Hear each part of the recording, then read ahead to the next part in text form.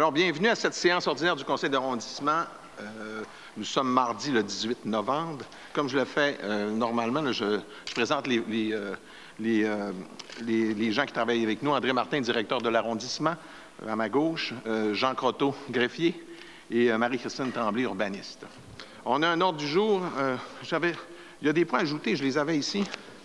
Il y a trois points ajoutés. On avait l'Association de hockey mineur de la Baie, on a Société de gestion de la zone portuaire et on a une intervention d'un conseiller, mais ça viendra à la période des conseillers. Alors, ça me prend un proposeur, un secondaire pour l'ordre du jour. Plus tard, ou je peux le dire? Oui. OK, parfait. Ça concerne ma demande. Super. Merci. Madame Néron, vous le proposez, l'ordre du jour? Oui, M. Fortin, merci. D'accord. Le point 2, procès-verbaux, on a l'adoption d'une séance ordinaire, la dernière séance ordinaire du Conseil d'arrondissement qui s'est déroulée le 21 octobre. Ça me prendra un proposeur, un secondaire, M. Côté et M. Peterson.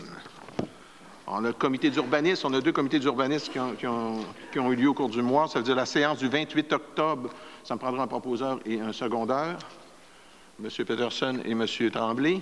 Et on a le 3.2 qui aurait deux petites modifications avant de le proposer. Là, on aurait de retirer le point 4.7, c'est-à-dire Olivier Fortin-Tremblay. Et on avait 5.7 qu'il faudrait différer, Ville de Saguenay. Retirer? On va le retirer? Alors, si on le retire aussi, 5.7, Ville de Saguenay, rue Tessier. Ça me prendra un proposeur avec ces amendements-là à proposer. M. Tremblay, M. Cléré, c'est beau?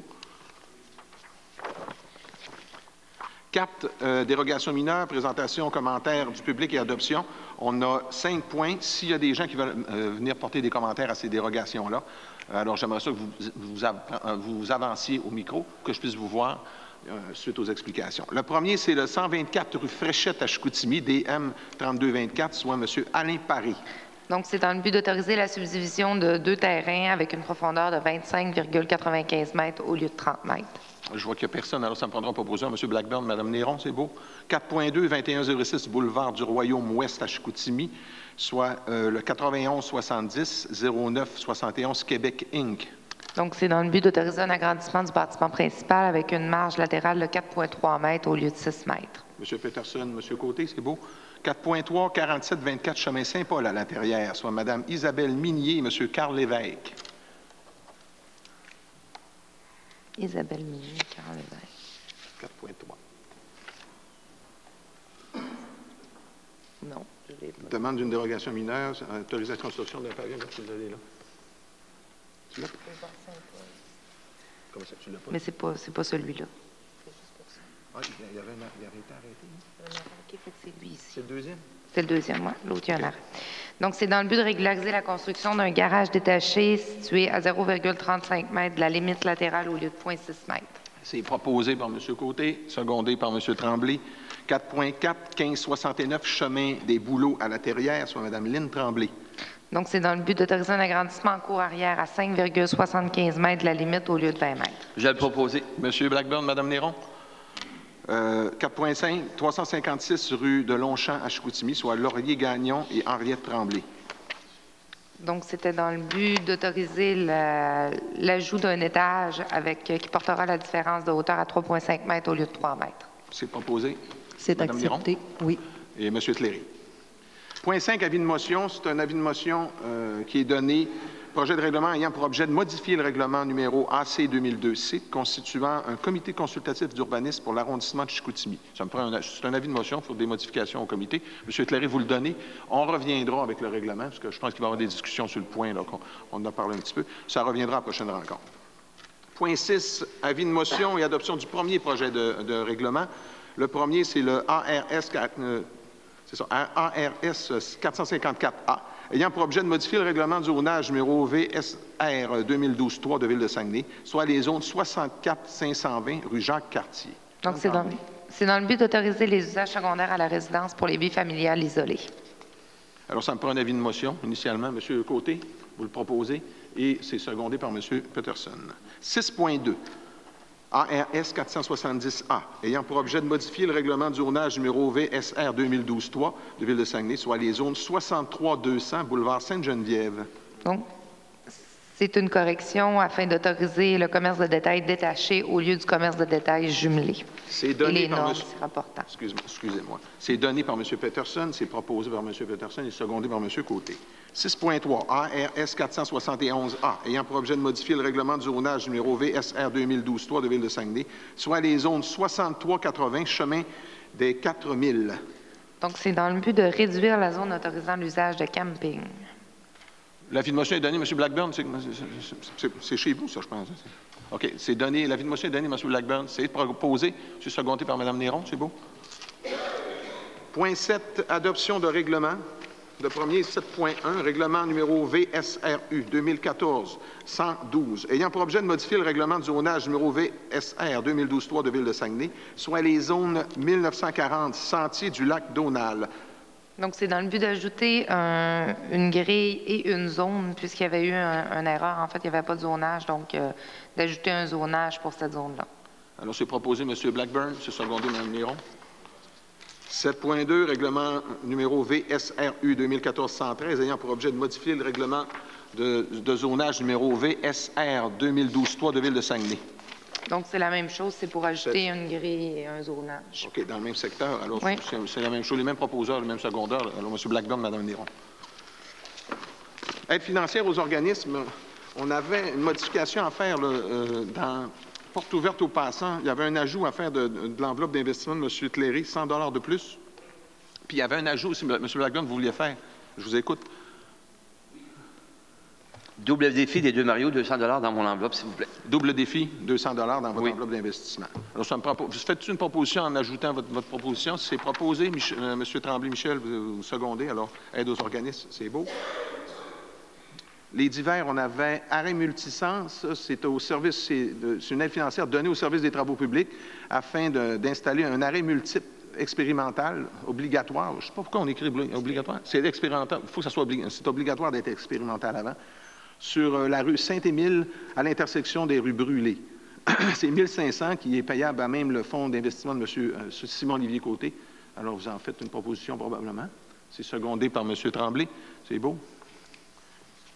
Dans le même sens, arrêt multisens expérimental sur les rues Warren et Kane. C'est 1 500 qui vont être payés au service des travaux publics, à même l'enveloppe d'investissement de M. Tremblay. Vous en faites une proposition et c'est secondé par Mme Néron.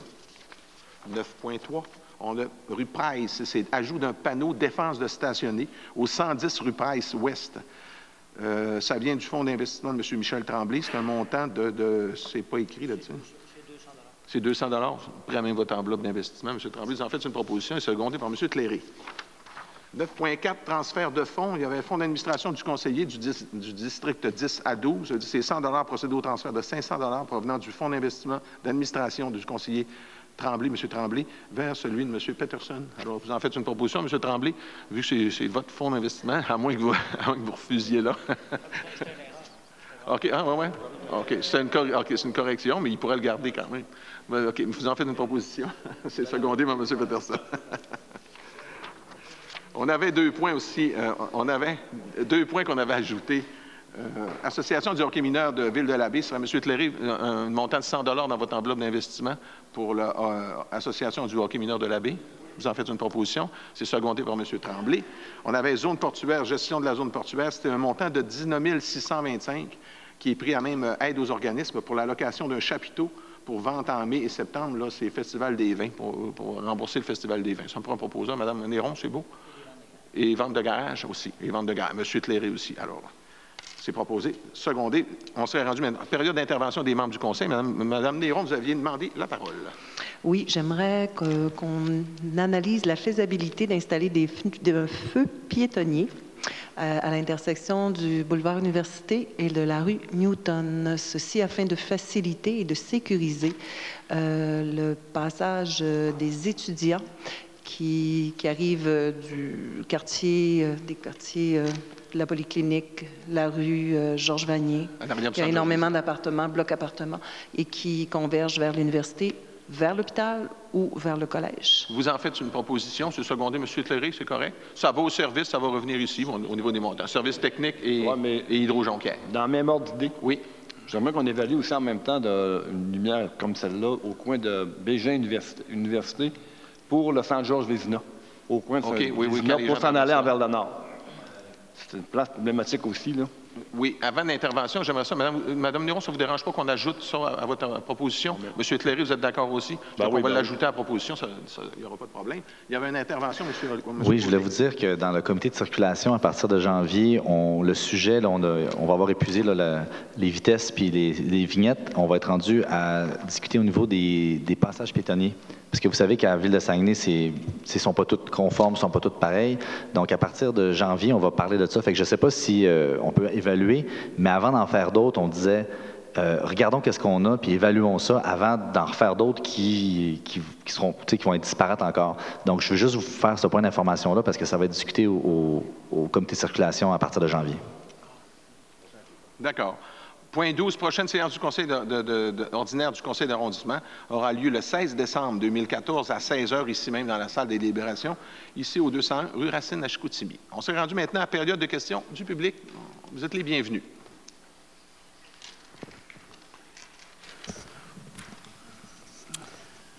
Alors, bonsoir. Bonsoir. Alors, je suis Gilles Potvin, propriétaire depuis 44 ans à Portage des Roches-Nord. J'ai participé à la réalisation de l'asphaltage de notre route en 1975 suite à nos interventions auprès des autorités concernées. Aujourd'hui, je viens me plaindre de la condition pitoyable de notre route. Notre route est pleine de nids de poules en formation, de nids de poules avec plus de matériel qu'on vient de mettre, ou encore moins de matériel qui a été mis les années précédentes, ou encore avec des accotements brisés et des bosses de tout genre. Alors, nous autres, au Portage des Roches-Nord, nous n'avons pas la possibilité d'emprunter d'autres voies pour sortir du portage. Et notre route est usée après 40 ans. Il y a une possibilité de 400-500 autos qui vont circuler chaque jour dans cet endroit-là. Alors, ma question est la suivante. Je ne peux pas demander à celui qui est en charge de l'arrondissement d'intervenir parce qu'il risquerait d'être mal placé. Alors, à Saguenay, Monsieur le Président, savez-vous s'il y a un plan quinquennal de resurfaçage, refaire au complet les routes principales et secondaires de notre ville? Si oui, quel est-il? Est-ce qu'il a été exécuté? Est-ce que vous, les élus, vous avez eu le droit de parole et de décision en ce sens-là? M. Potvin, je tiens à vous dire que cette année, en 2015, on va pouvoir profiter là, de la taxe d'essence qui fait qu'on va en faire beaucoup. Vous avez raison que la route que vous parlez, malgré tout, il y a beaucoup de monde qui nous en parle, là, qui passe là à tous les jours. Là. Il y a quelqu'un de proche de moi là, qui passe là à tous les jours, puis on est conscient qu'il est magané. Vous avez raison. Je tiens à vous dire que les investissements devraient se faire. Je tiens à vous dire là, que les routes ici à Chicoutimi, autant que les deux autres arrondissements, sont cotées au niveau des interventions à réaliser. Ça veut dire qu'il y a des cotes. Il y en a qui sont moins maganés que d'autres, puis il y en a qui sont plus maganés. C'est sûr que lorsqu'on va arriver avec les millions parce que l'an prochain, ça va être des millions qu'on va mettre là, sur la route là, avec la taxe d'essence. On va commencer par celles qui sont le plus maganées. Les rangs, chez vous, il y a je tiens à vous dire qu'on sait qu'il y a des endroits que c'est problématique, là. Notre route, si elle n'est pas classée principale, elle est sûrement elle n'est pas loin de ça. Oui, quand on dit qu'on a une route de 4000 écarts en partant du portage à aller au boulevard Talbot, ça commence à faire. Vous avez raison. Je peux juste vous dire que vous avez raison. Il y a 400-500... Je n'ai pas réussi à obtenir le nombre de propriétaires qui se sont construits à partir du portage. Je sais le nombre de passer le portage, mais à partir du barrage, à partir du barrage, il y en a sûrement proche de 400 propriétaires, et ces gens-là, c'est 2, peut-être 3 parfois des automobiles. On a besoin de sortir, et c'est sérieux. Alors, j'espère que vous avez peut-être que l'arrondissement de Chicoutimi peut avoir une influence. Monsieur Potvin, je peux vous dire que le plan triennal n'est pas encore voté, là, sauf qu'on va avoir plus... je sais que M. Blackburn aussi en parle souvent. Là, il y a le même problème que moi. Il y a des rangs puis il y a ces routes-là. Là. Sauf certaines, on va être plus fixé au début janvier. Lorsque le plan triennal va être voté, on va pouvoir peut-être plus identifier début de l'année les intersections, les rues qui vont être faites au cours de l'année. Ça va être plus facile de vous le dire. Alors, j'espère que l'arrondissement de Chicoutimi pourra faire quelque chose de spécial pour cette route-là qui a 40 ans et on n'a pas le moyen de passer ailleurs que de passer dans cette voie-là. Alors qu'ailleurs... Puis en plus, l'été, vous avez les bicyclettes, vous avez il y a beaucoup de monde qui passe là. C'est vrai, vous avez raison. Alors, s'il vous plaît, vous en occupez. Merci M. Potvin.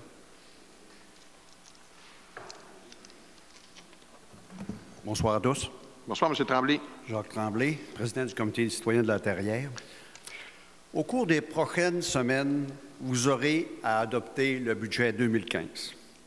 On connaît les mesures restrictives que le gouvernement du Québec s'apprête à faire, soit de réduire les transferts aux municipalités, ce qui représente à peu près une somme de 3 millions pour Ville de Saguenay. Les récentes déclarations de M. le maire laissent présager une augmentation de taxes. Avant que vous preniez décision sur l'acceptation du budget 2015, permettez-moi, comme citoyen payeur de taxes, avoir besoin que vous m'éclairiez sur 2 points, afin de connaître ce qui se passe dans notre cours sur l'administration de cette ville. Pouvez-vous m'expliquer pourquoi un employé de ville, tout corps d'emploi confondu, coûte aux contribuables? À Sherbrooke, en 2012, 76 700. À Trois-Rivières, 80 300. À Lévis, 78 700. Et à Saguenay, un employé, tout corps d'emploi confondu, 91 477. Quand on fait le calcul sur le nombre d'employés, ce qui représenterait, avec la différence d'une ville la plus près, en tout cas, 13 millions de dollars de masse salariale supérieure pour l'année 2012. Et j'ai fait le calcul pour l'année 2013, et ça représenterait pour les 2 années au-delà de 25 millions de masse salariale supérieure à une ville comparable aux nôtres. Je ne me compare pas avec Montréal, même vous êtes c'est même plus haut que Québec, tout corps d'emploi confondu actuellement.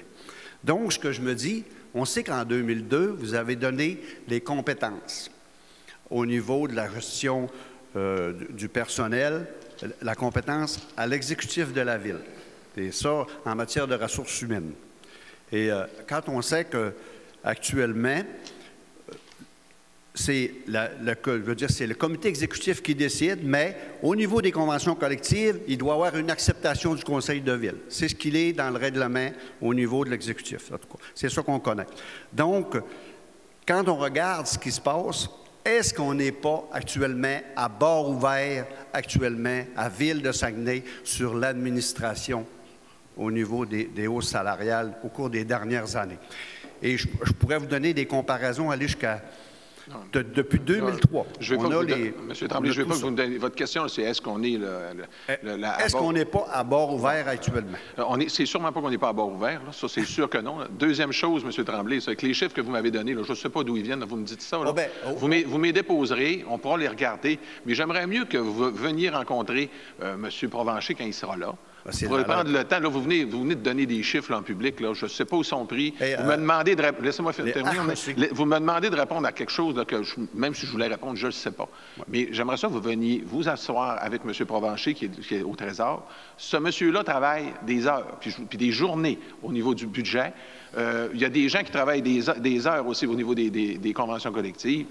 je ne vous dis pas que c'est parfait, là, mais on est comparable. Mais là, vous me donnez des chiffres, là, je pourrais vous en donner aussi, puis je pourrais même vous... En tout cas. Je ne les ai pas inventés, monsieur. Mais je ne sais pas d'où ils viennent. Là. Regardez, je ne les connais pas. Là. Vous me donnez ça. Mais c'est pour ça que je vous demanderais de venir rencontrer M. Provencher. Vous pourrez déposer vos chiffres avec plaisir, puis on les regardera.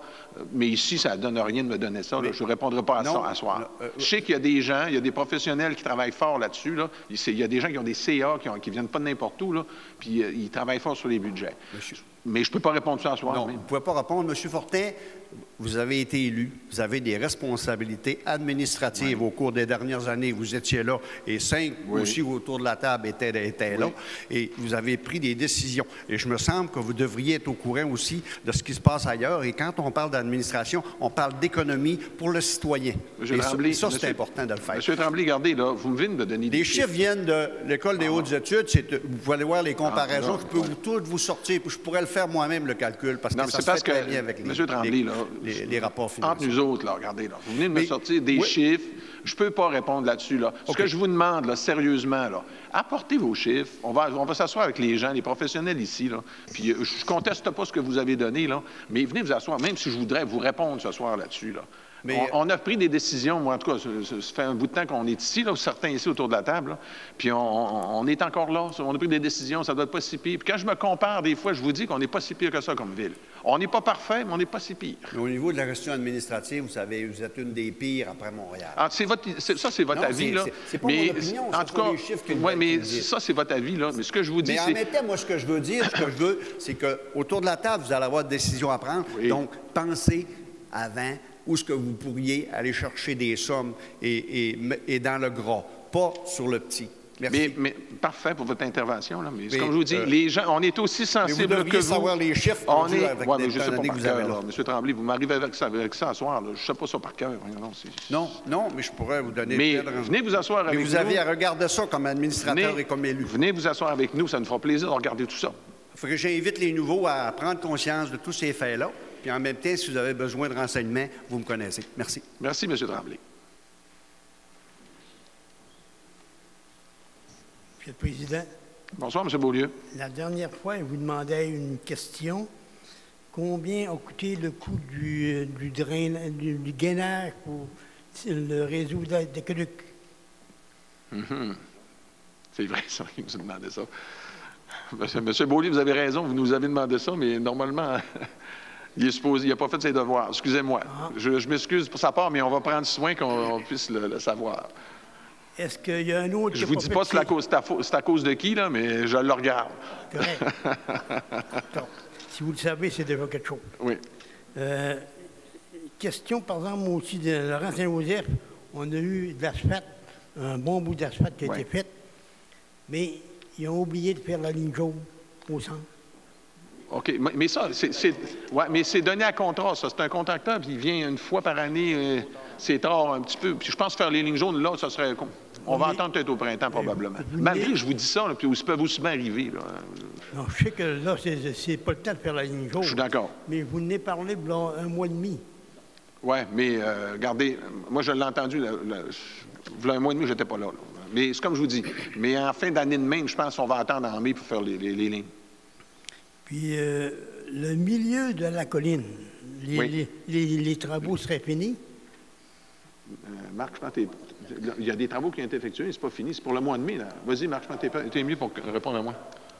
Monsieur Beaulieu?